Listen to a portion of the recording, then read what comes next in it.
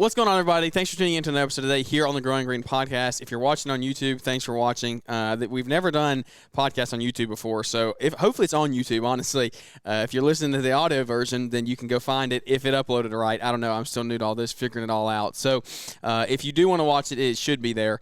But anyway, we're got a great guest interview today. We're actually in person. We made the trip up to Jasper, Alabama today, out in the country.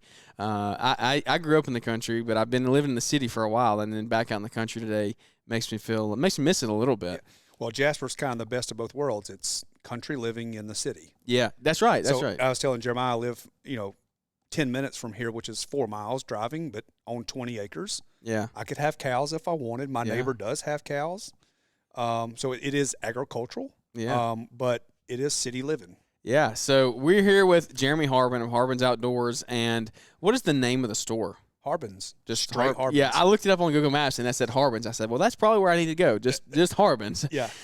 So we're excited to be here, man. I'm thank you for letting me come up and hang out for the day. I know you're a busy man. You got a lot of stuff going on, but tell everybody if Jeremy's been on the Kid Contractor podcast with Caleb Allman before. If you want to hear some more of his story, maybe something different that they talked about, you can go listen to their episode. But today I want to dive into everything that you have going on. I mean, there's too many things. Like we've been talking for literally 2.5 hours now, and it just hasn't stopped. Like something new keeps coming up, something new, and you just like, man, I'm a man that likes to work, and that's what you just do. So the life you've built around you here. So if you're on YouTube, we're in the warehouse of Harbin's of the store, retail store. Yep, and behind the camera is the L-shaped wall that your landscape business gets because the wife takes the majority. But man, just tell us a little bit about it. Tell us about yourself. How Harbin? Maybe go back before Harbin's. What did your childhood look like? What did you growing up? You're a fireman. What does your career before getting into this business look like? So I didn't live like a rough kid life. Yeah. But mom and dad married. I was young, and they divorced. I was young. I lived with my grandparents. Literally lived with friends. From in my teenage years, and I had an apartment when I was a teenager in school. Not many people did. Yeah, no, that's crazy. You had your own apartment? My own apartment. Yeah. So, wow. So I have been on my own for a long time. And so that just taught me that, to work. No one ever gave me anything. Yeah. And I guess it sounds bad to say that, but, I wasn't given what most people get. Yeah. And so I hold no resentment toward anybody toward that. It's just it made me value to work hard to get the things that we have, and whether it's material things or others, I'm not living my life for material things. Yeah, yeah. But it also makes the world go around a little easier. Yeah, yeah. It makes nice life trucks fun. or nice house or nice clothes or whatever. But no, I want my kids. I got 3 kids, 4, 8. And I'm about to have an 18-year-old. So, man, I don't look old enough to have an 18-year-old, but I do feel it. Yeah. But, I don't want to give them everything. So, I want them to learn the value of working hard, honest work, and having good character with that also.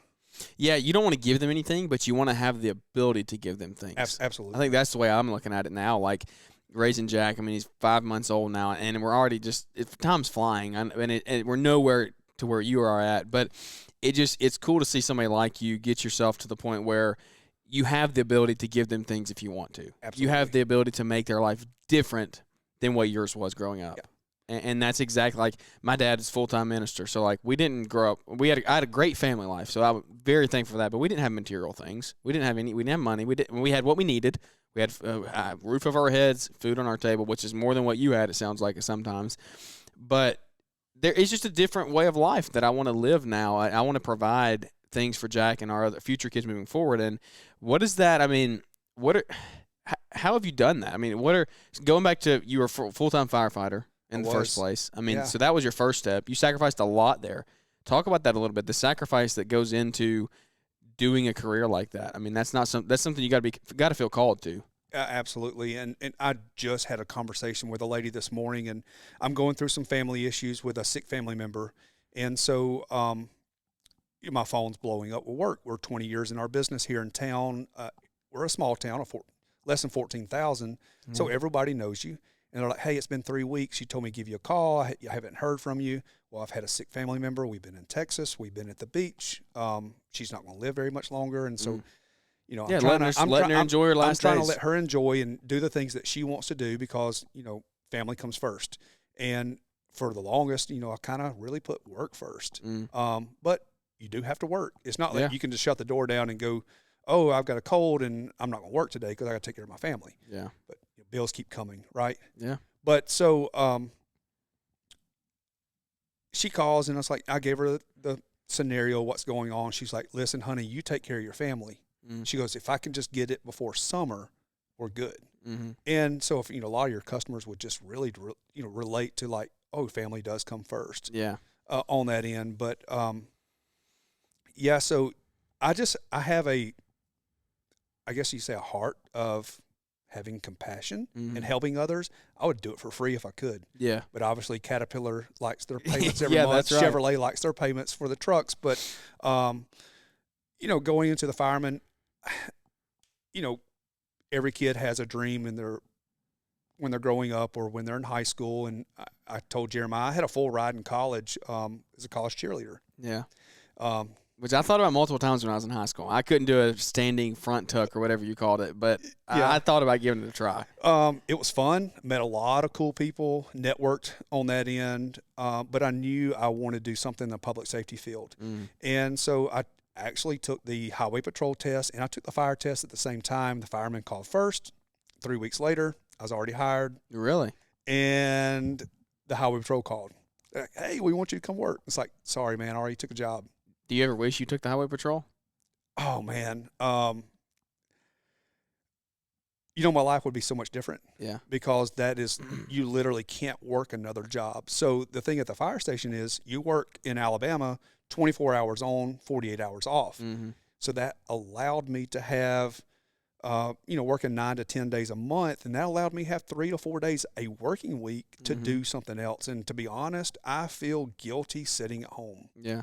I spend money. I like things. I like nice things or, you know, a nice home or nice clothes. And I would just feel guilty just sitting at home while I guess you can say the perception of a man nor a woman is to work during the day. Yeah, yeah. And I can't do it. Yeah. So you couldn't sit at home for 2 days. No. And so I do have a passion for working outside. And I like to make things beautiful. And so that's where I just put my artistic views and values in and said, hey, I'm going to get into the landscape. I'll start mowing lawns. And to be honest, man, it started with an S10 pickup truck and a push mower from Home Depot. Really? That was my first rig. Do you still have the S10? No. Oh, man. No. That would have been a cool story. No, if I did, but, you know, we traded, upgraded. And I think I traded that in Trussville, of all things. Really? To a Nissan Frontier. That's funny. Yeah. I think it was a Desert Runner Frontier. So it was like the Tacoma and the Nissan version, two-wheel drive, but look four-wheel drive. Yep. Man, that's crazy. With no ramp, no trailer. I actually borrowed my first trailer for the first year. And that's how we started. Yeah, I can relate to that. I rented my first truck and trailer from the guy that I bought my business from. I rented it from him for a while. So that's crazy, man. Do you think you stay up 24 hours if you had to now? Yeah. You could? Yeah. I just drove to Texas and back in 30 hours. Oh, my goodness. Yeah, There's that's no way. 1,500 miles round trip. No way. I couldn't do it. Could not do it. So, I mean. Lots of Monster Energy. Lots of things that aren't good for you. Yeah. I think the new drink now is called Alani. Yeah. Oh, no. Those Alanis are good. They're really good. Those Alanis are really good. I think I drank a 6-pack. Oh, my gosh. The amount of what's in those? Is it caffeine? Is the caffeine in those that keep you going? It must be something, but I'm pretty sure it's not very good for your body. Not good for you. But at this point, you feel like you probably just got your body probably like requires them. Like you probably have to have them now. Absolutely. 2 cups of coffee in the morning, and then I do chase it with a Diet Mountain Dew. Yeah, you're too far gone. There's no going back. Well, man, this is that's cool. So that's a really cool backstory. So you were a firefighter for 20 years, you said, right? Yes. You took early retirement there, and then really you put all of your life savings into not your landscape business, but this business that we're sitting here in today, the store. So walk me through the first however many years of the business before the landscape company, and what did the building process of that look like while you were a firefighter? I mean, did you have guys working for you? Were you doing it yourself? Yeah, so like anybody else, getting started in the business, not buying another, business that had already been running. Yeah.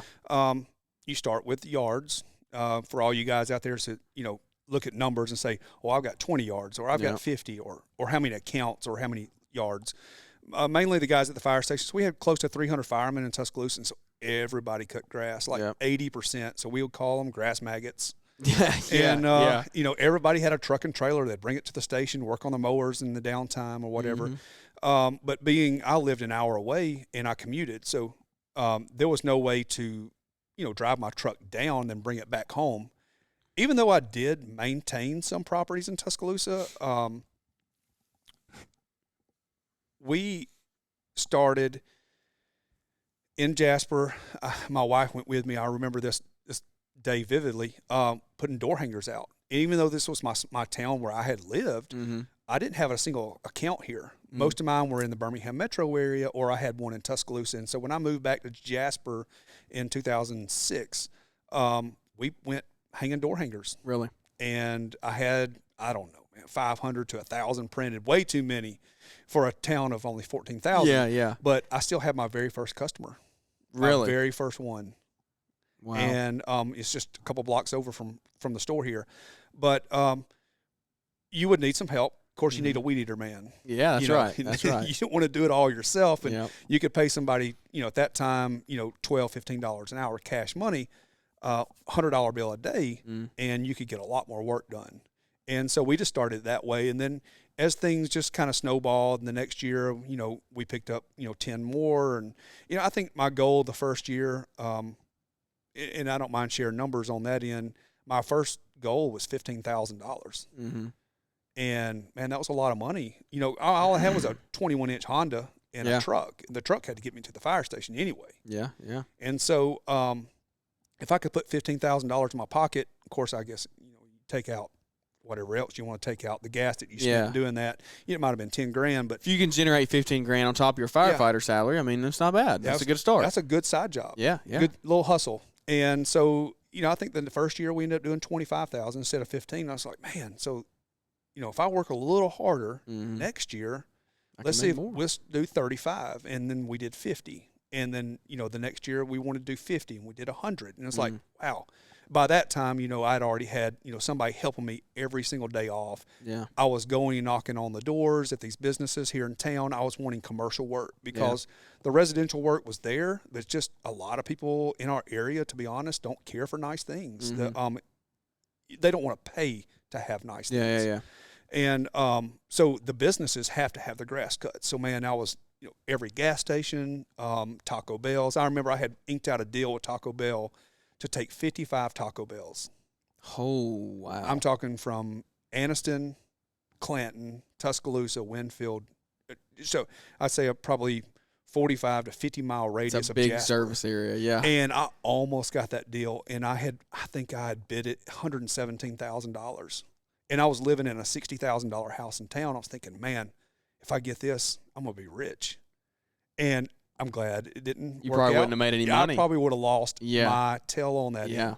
I had no clue on pricing. Man, I was just like, I just took the amount of stores and how long it was going to take. At that time, that was before GPS was out, really. Yeah. Or iPhone. It was before iPhones. So this was 2007. I don't think I got an iPhone until I don't remember after when they 2011. Came out. Yeah, I think they were out earlier than that, maybe, but they weren't very popular. I mean, you were rich if you had one. I know. I went to California in 2009, and I had a TomTom GPS. Really? That mounted to the windshield. That blows my mind. Like, I don't know how to work a GPS. Literally, I do not know how to work a GPS. Like a traditional GPS sticking on the dash. It mounted on the dash, and my wife and I had rented a small car, and it was just the TomTom was about as big as the car. No way. No clue. I showed my young age a couple months ago. We were doing one of those breakout rooms in Birmingham, and part of the clue was you had to do like a tape recorder. You had to rewind it. You had to play it and then rewind it. I didn't know how to work the thing. I did not know how to work the player, and we had one guy in there who was like 45, I think, and he was the only one that knew how to do it. Yeah. Everyone else was my age. It's crazy how much technology has changed in the last 20 years. I was speaking with my cousin who's been sick here lately, and when we were teenagers, we went to Ohio, and we listened to the Eagles tape in the car Really? the whole ride. So you'd play side A and then flip it over and play side B.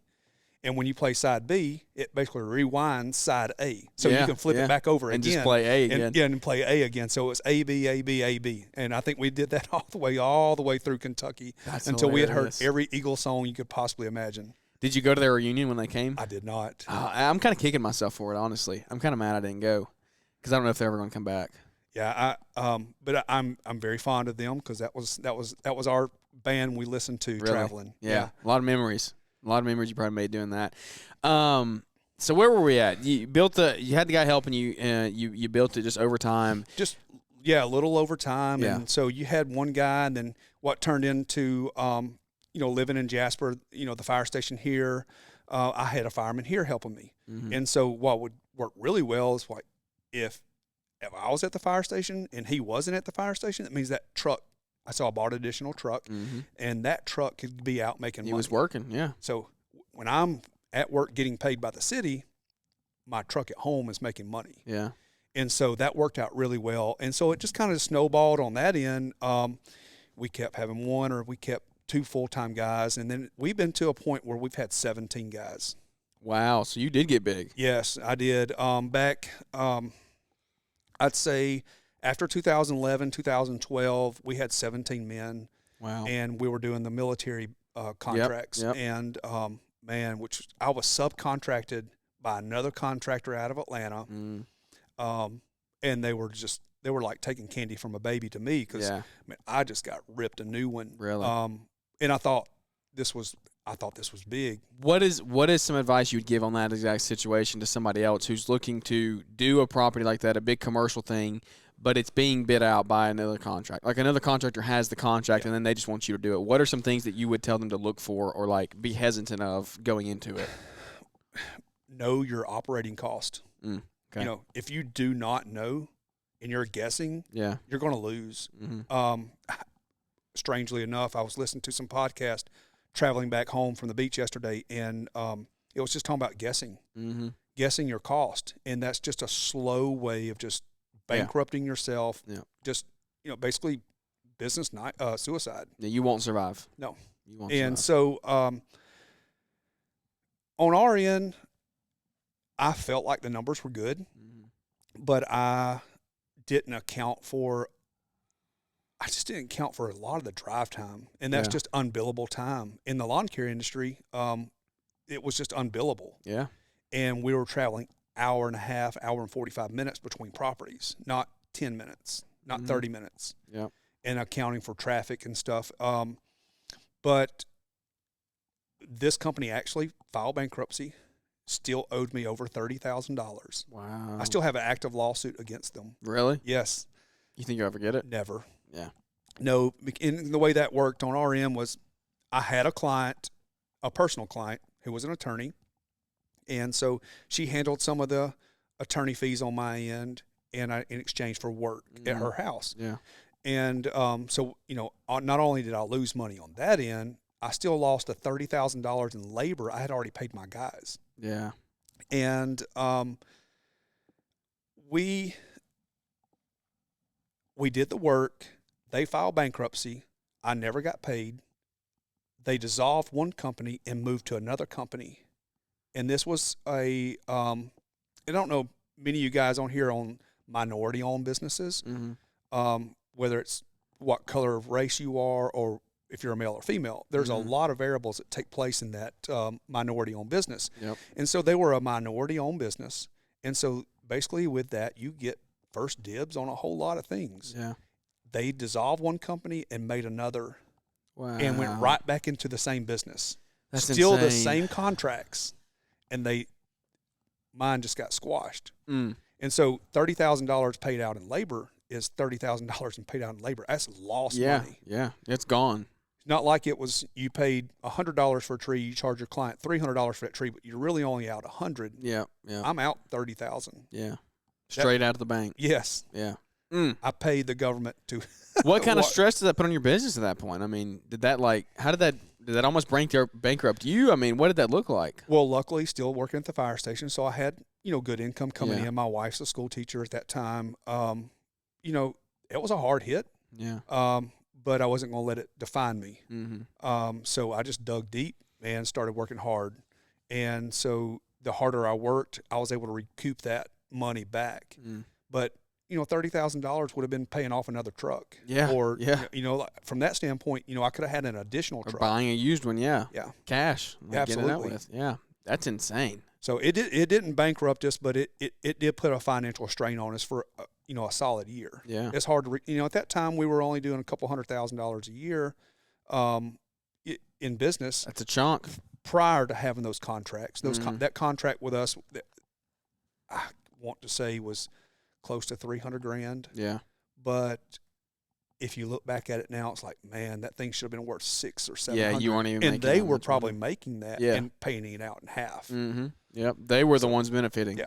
And I was young. Yeah. So those are the things that you have to learn along the way, and that's the conversation we were having before we hit record. Was it's just things you learn after being in business for 20 years. Yeah. And that's why I like having guys like you on the show, is because like I learned from it too. And there's so many guys out there who are in their first 5 years of business, and it's just they don't know these things. They just don't know. Like it's just life. It is. And that's what it is. It's learning.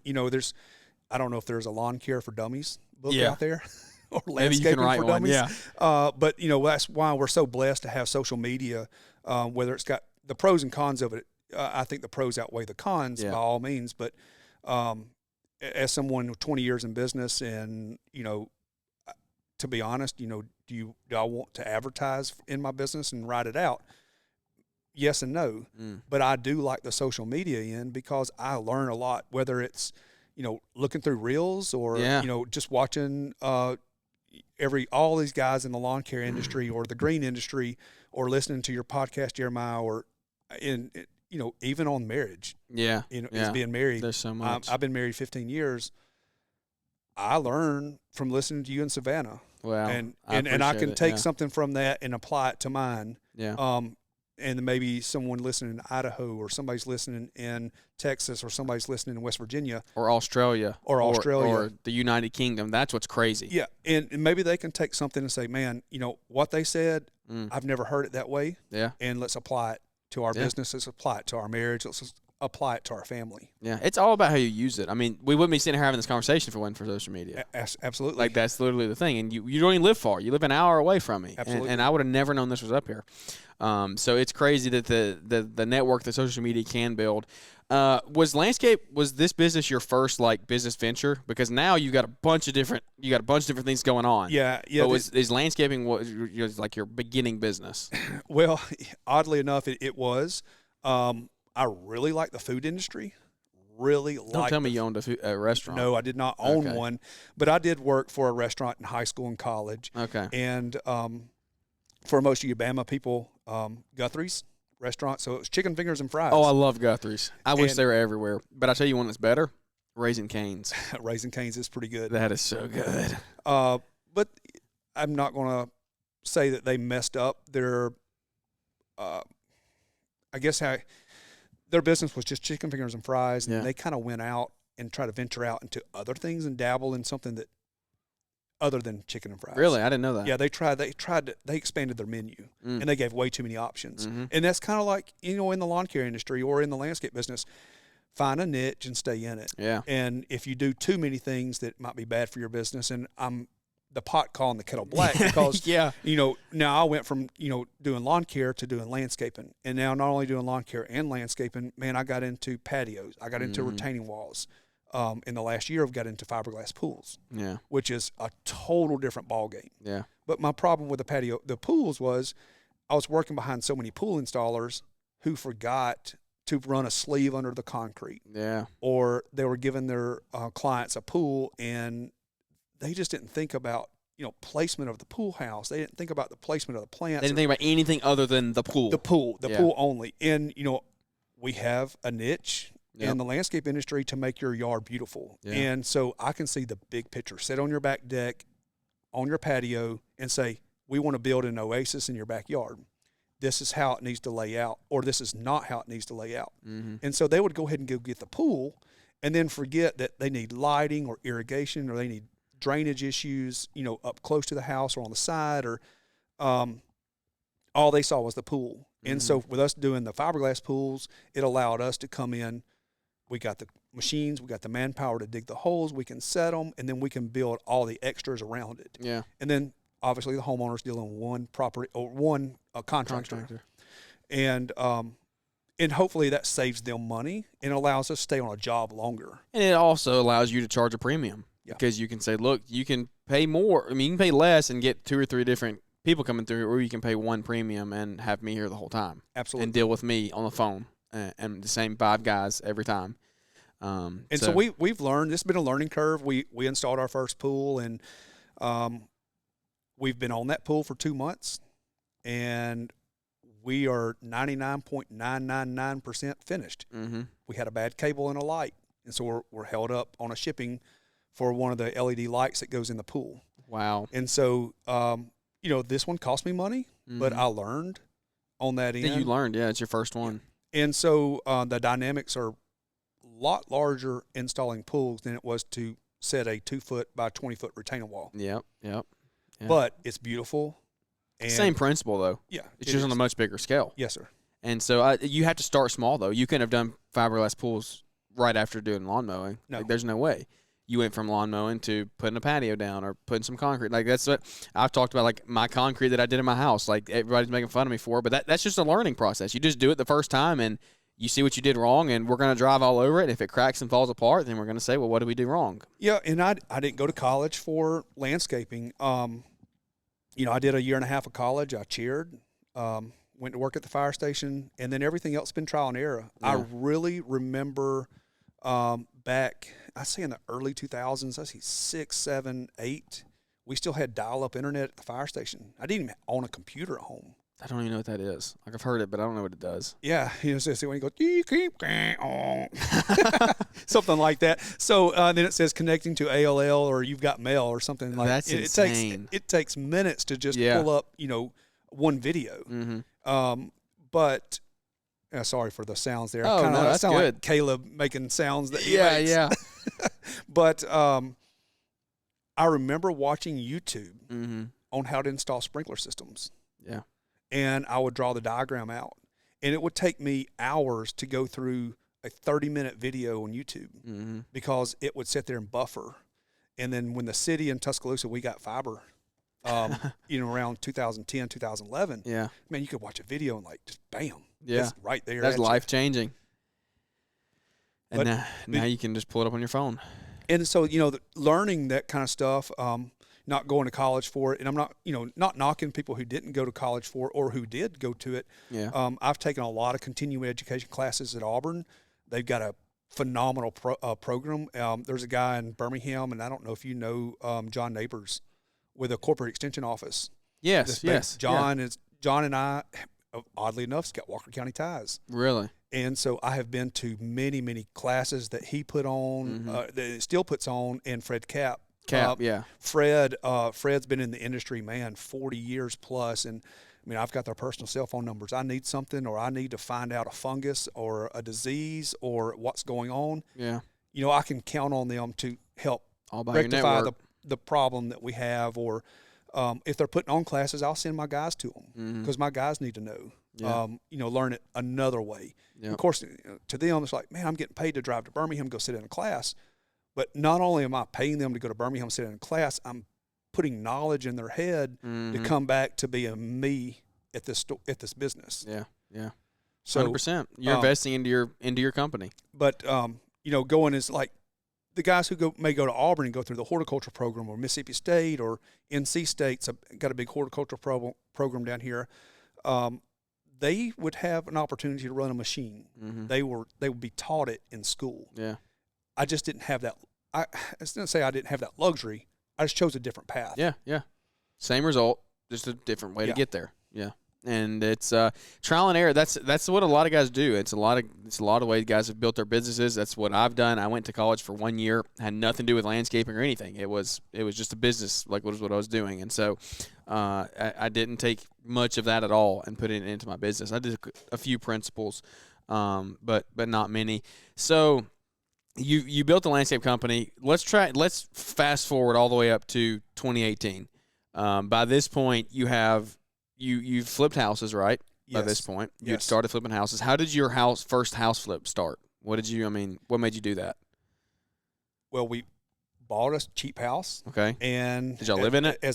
Yeah, we did. We lived in it for a short amount of time and invested a small amount of money in it. Mm-hmm. But we beautified the house. Yep. Where it had 35-year-old boxwoods out front.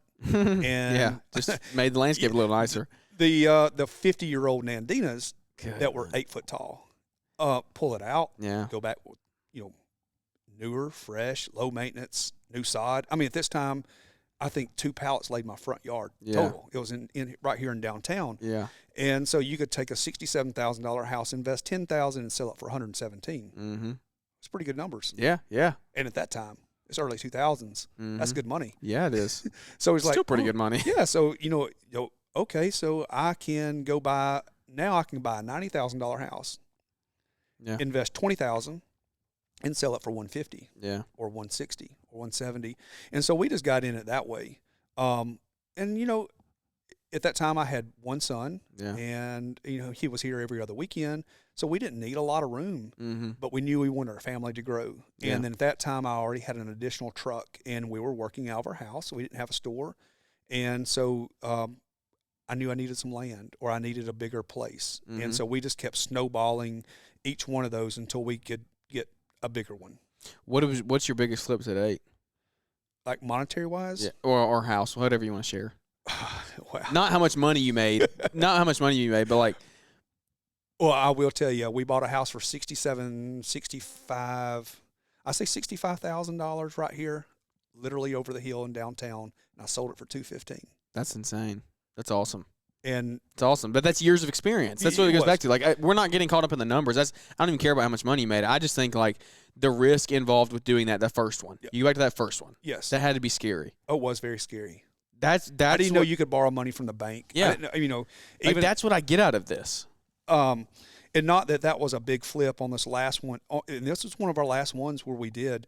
My brother's in the real estate business here. He's a broker, has his own firm here, and he didn't have it listed, but another guy did, and it literally popped up on Facebook. I saw it. I screenshot it, sent it to my brother. I want this house. Get it for me now. Now. Yeah. I want the house. We need a contract under it now. Because once you get under the contract, you get a little bit of breathing room. Yeah. Yeah. Yeah, you got dibs on it. Mm-hmm. And so we got it squared away. Then it turned into a problem where it was in probate through a death. Yeah. The son lived out of state. He didn't want anything to do with it. Mm-hmm. He just needs to sell it. Of course, it was left in, I think, the parents' name. And so you had to go through 6 months. And this was during COVID. So everything was delayed. It took longer, yeah. Yeah. And so, but I didn't need a delayment. Mm-hmm. This was in February, and this is when my guys are slow. I need to do the demo work. Mm-hmm. And so I gambled on this house, and I had it written in the contract, I had it written up that I could do some of the demo work and some of the remodel without owning the home. So, yes, I put about $25,000 of my money, demo the house out. And you didn't even own it. Didn't even own it. But he allowed me to have access to it and see it and be there. I couldn't live in it because I couldn't even get insurance. At that time, I couldn't even get insurance on the house because the insurance company would not insure it because I did not own it. It wasn't in your name, yeah. So it's uninsured on my end. Oh, my goodness. I'm investing $25,000 in this house. I've demoed the showers out. I resealed all the hardwoods.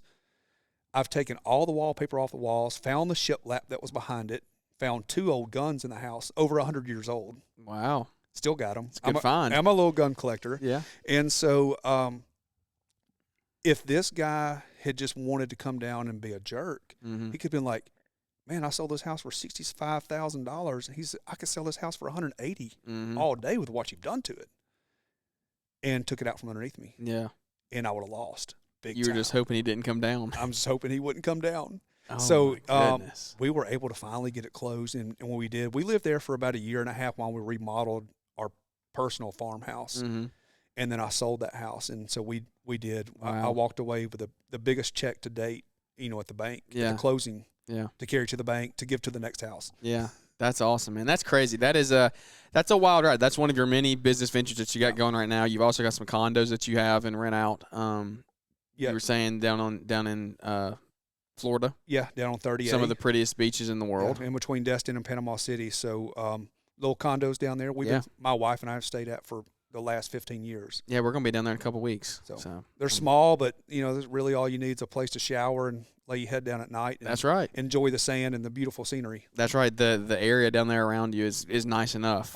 Just white sugar sand. Mm-hmm. I've carried some of my workers and down there, and I've got some guys that are from Guatemala, and they've never seen white sand. Yeah. In Guatemala, it's dark, black. Yep. And I had one of my guys tell me maybe last year or the year before, says, where'd all the sugar come from? He called it sugar. Yeah, it's sugar white sand. I mean, that's what it's called. That's hilarious, man. So Risk is your middle name, it sounds like. Oh, yes. Risk is your middle name. What we're going to have to do a whole nother – I want to do a marriage podcast with y'all down the road. We're going to have to relink on that. But as far as building the business, so you built the business. You started flipping houses. This is enough as in itself. You got condos.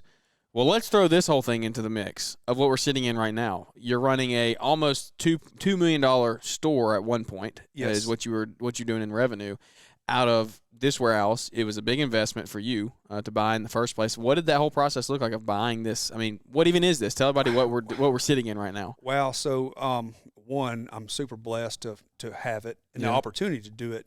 But even years ago, even when my wife and I was in our first house, we would set goals. And so we've done several Ironman competitions. Really? Yes. So, swim, bike runs, hundreds of miles on those. You're just making up for all those Alanis and Mountain Dews that you absolutely. drink. So we, she was a college athlete, and whether you say I was a cheerleader or a college athlete, we just come from a background of that. And so we like being competitive. But we also had goals. And so we would write our goals down, and we wanted to do a retail store. I mean, I can remember that house had parquet flooring, and we were sitting at the table, and I was just looking at it, and I was thinking, man, how could I make her dream come true? Because that's kind of like on my end, I'll do anything I can do to make my wife happy. Yeah. And so happy wife, happy life. Yeah, that's right. So, I just can't tell her I want like 2 more excavators. She will not let that happen. Yeah. But we wanted to do a store, and I didn't know that you could go to the bank and borrow money. I just thought that business owners either inherited it, or they went to college and that's how it was given to them. I didn't know you could. You didn't know what you didn't know. Yeah, absolutely. So that's the trial and error, and that's kind of the life experiences on our end. So the store never happened. And of course, that was about the time that you say the recession in 2008. Yeah. Everything crashed, and but our business didn't. Landscaping and lawn care, people still had to have the grass cut. And by that time, I had been in business for many years, and I had a lot of commercial work. So ours just kept growing, growing. And then I had the opportunity to leave the fire station in 2018, and we wanted to open a store. And we had known this for about a year in advance, and so we had been looking at properties through downtown and in downtown Jasper, and properties we would look at would be $500,000. Well, I was like, man, I don't have $500,000. Yeah. You could probably could have went to the bank and borrowed it if you had a business plan. We didn't have a business plan. Look, we were winging it. I mean, straight winging it. Yeah. So we left church one morning, and my church is right around the corner at the big First Baptist Church here. And the for sale sign was at the front door, and it was on a piece of cardboard, and it almost faded off, the number. And so I called, and it was about a 90-year-old lady whose husband died, and this was their electrical supply business. This was a electrical supply store who sold electrical components to residential and commercial builders. And so we bought the store, and we opened the store a few months later. I think we did our reno here in less than 90 days. And we opened up a home and garden store, and COVID hit. Well, let me back that up. We opened the home and garden store. First year of business was mediocre, just barely enough to pay the utilities and the note on the building. I had invested every bit of my life savings from being a fireman into the building. Yeah. Not even in the inventory, just the building itself. And then the next year, we were very blessed the next year, and we had decent numbers, but not self-sustainable numbers. Yeah, you had to have that conversation of like, whoa, what are we doing here? Yeah. Like, No, still had landscape money. yeah, She was still teaching, yeah, but it wasn't self-sustaining numbers. yeah. You know, Not sustaining enough to put your whole life savings into absolutely. it, to justify it at least. And then COVID hit. Mm. March 13th, they shut our schools down here. My wife was teaching. She comes here. We never left. I mean, and when I say we never left, we never left. Yeah, We were here sun up, sundown, into the wee hours of the morning. We was doing tropical plant sales. It was spring. We were doing flower pots. When I was going through talking about the pine straw, I was, thousands of rolls of pine straw we were applying. My guys everybody was stuck at home. They want pine straw. How much is it to get, our yard done? I'd give them a price per roll. Okay, put us on the books. And my guy, not on top of the grass mowing we was having to hire extra people just to apply pine just straw. to do pine straw. It's crazy. And then Ashley and I were delivering flower pots at night, 11 o'clock at night. I still remember 11 o'clock walking up the steps at someone's home delivering flower pots. Did you knock on the door or did you just leave them? No, we just put them on the front. You just left them. Yeah, Walker County, you may get shot. I'm Yeah, just yeah. kidding. But, you don't want to be knocking on the door at 11 o'clock at night. But, we were putting the pots out on the front porch. That's insane. And so Everything you had went into this business. everything. Everything. And it still is. Yeah. I mean, because This is all your kids know. it is. I have an 8-year-old who can run the cash register, who can do the Instagram, who can probably do the inventory. Yeah, yeah. And I have a 4-year-old who can run the forklift. That's funny right there. So, yeah, this is all they know. Yeah. And literally, for us too. But it has allowed us to venture into many different things. Mm-hmm. But, the COVID happened. We were very blessed on that end. Our garden center really thrived. Yeah. But you got the box stores that have a garden center. Like I literally rode through one of our big box stores here in town, and so they're getting ready for their seasonal nursery to open. But we are in a small town, and we do have another nursery across town, and that is all. That's kind of all that they do. Mm-hmm. And so a town can only hold so much. Yeah, that's right. For the demand.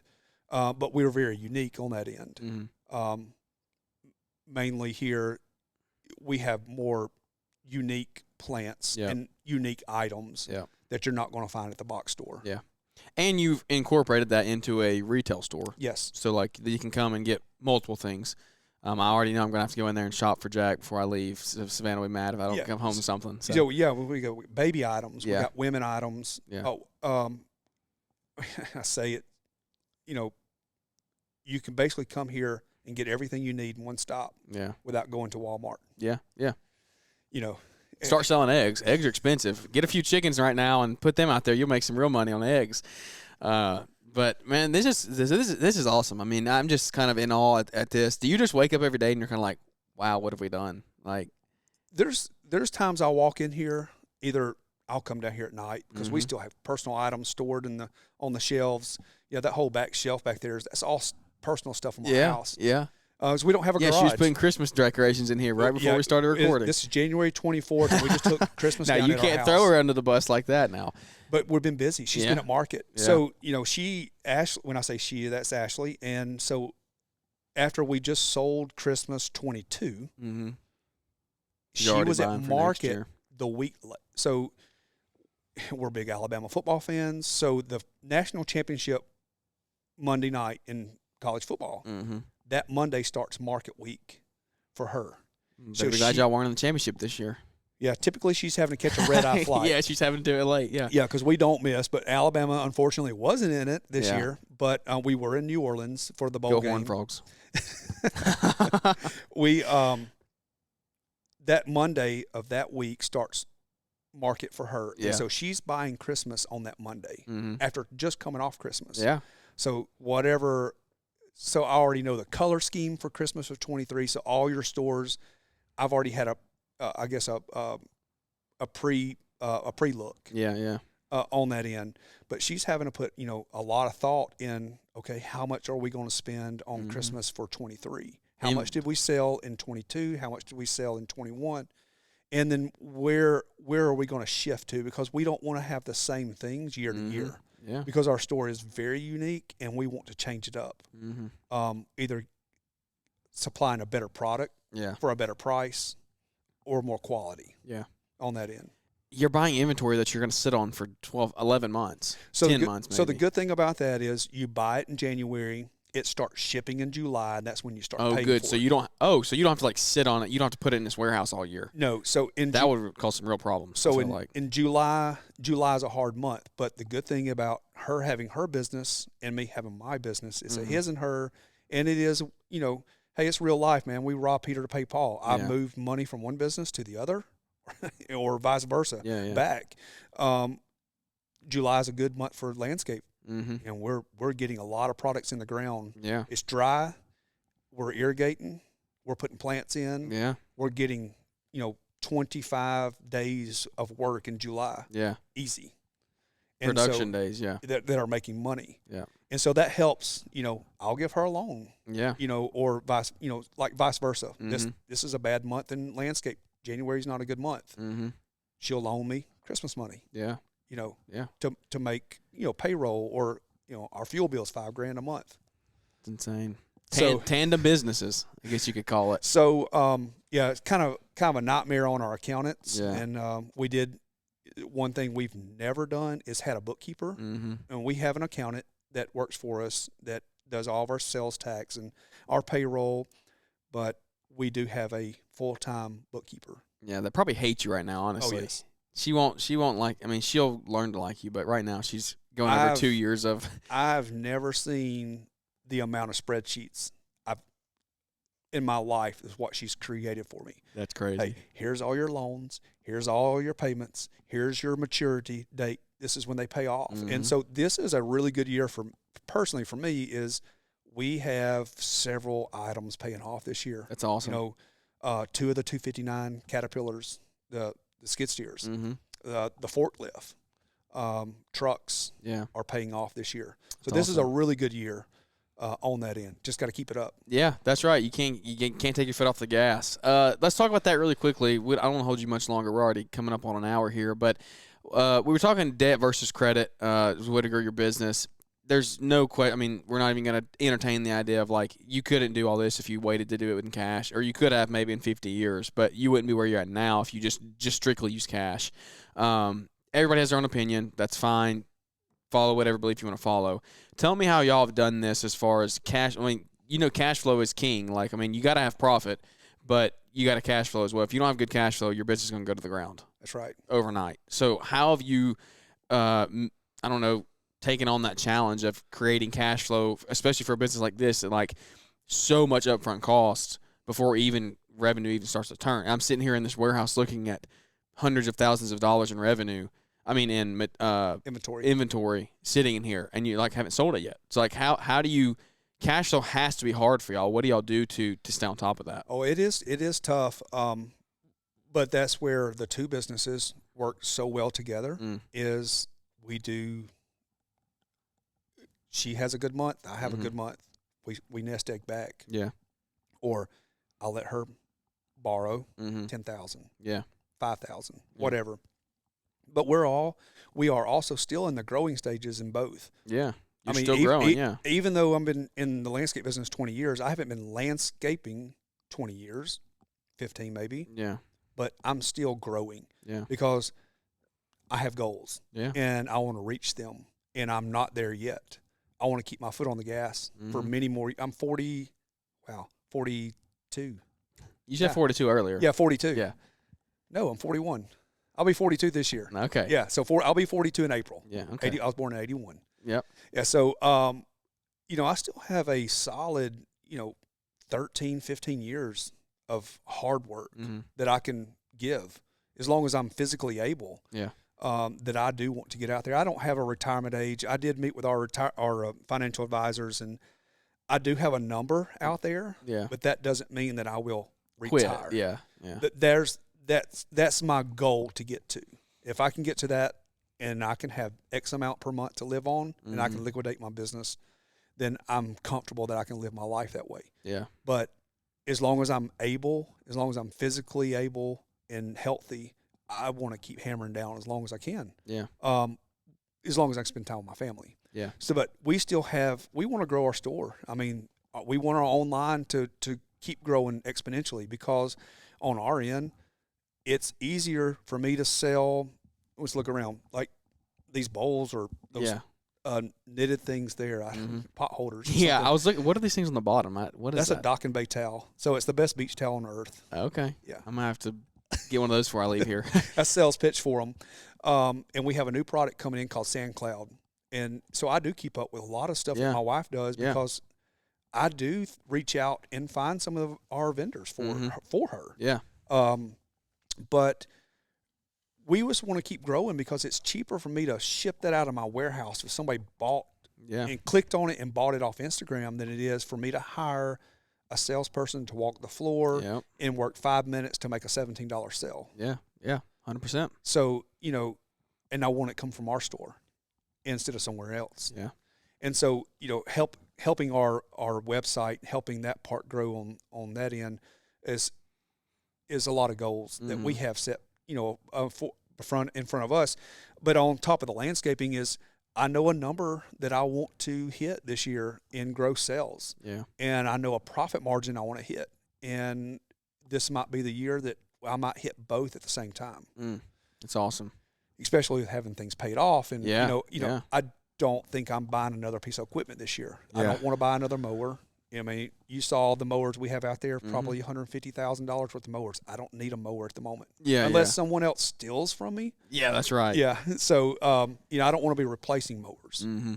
So this is the year that I want to see, a bigger profit. Yeah. And a bigger gross sale. I love it, man. This has been super fun. I appreciate you letting me come up here today and checking all this stuff out. I definitely want to come back and do a Marriage Monday with you and Ashley and talk more about the store, because we didn't get into that too much. But I think there's a whole road we could go down talking about the store and the trials and things that go on. It's stressful, especially for even if you don't do your business with your wife. Yeah, you're married to it. You're in it, and you're in it, man. You're either taking it, if your wife's doing it, the husband's taking part. Yep.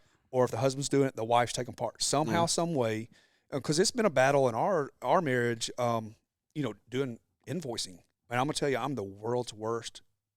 I'm about to tell you something. I haven't invoiced November yet. Oh, my. Oh, my. The whole world has heard that. So that's November, December, and we're 20. That will hurt cash flow. We're 24 days into January. Yeah. So you want to do the math. Yeah, that's pretty rough. Now, I do have some recurring, and I do have some bigger projects, Not everything gets invoiced the way that most of you mowing guys think it does. Some $1,000, some $15,000 invoices that have not been sent. Mm-hmm. So I do need to send those, because that's bad business. And I will tell you, that's where I struggle. I've lost business by not invoicing properly. Mm-hmm.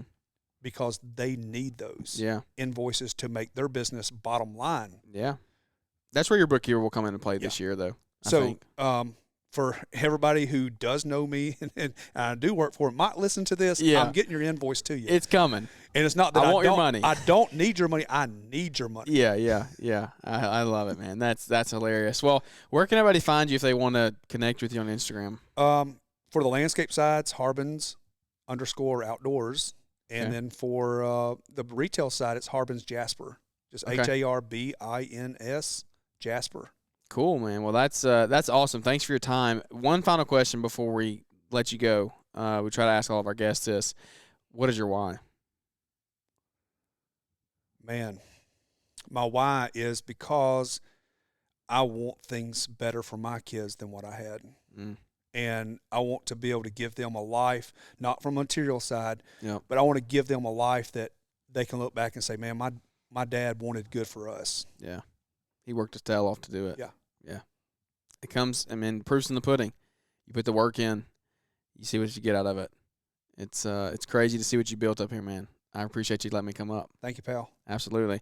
Well, guys, thanks for tuning in. That's a great way to end the show. I hope you enjoyed this one. It was a fun one. These in-person interviews are always so much better. It's great the connection you get to have here. If you watch on YouTube, if it ever made it to YouTube, thanks for watching. We're gonna maybe try that out this year. Who knows? This is just a test run, trial and error, right? That's right. That's what we talked about. So, anyways, thanks for tuning in, guys. Hopefully you learned something out of this. We're going to have a lot of new stuff coming out here soon. We're going to be at Synced Live. We're going to be at the Podcast Summit this weekend in Ohio. We're going to be at Synced Live in Atlanta in 2 weeks, and then we're going to be in Mississippi for the Kohler event in about a month. So a lot of stuff coming up here. Can't wait to do it. Thanks for Synced for partnering with us and sponsoring the show today.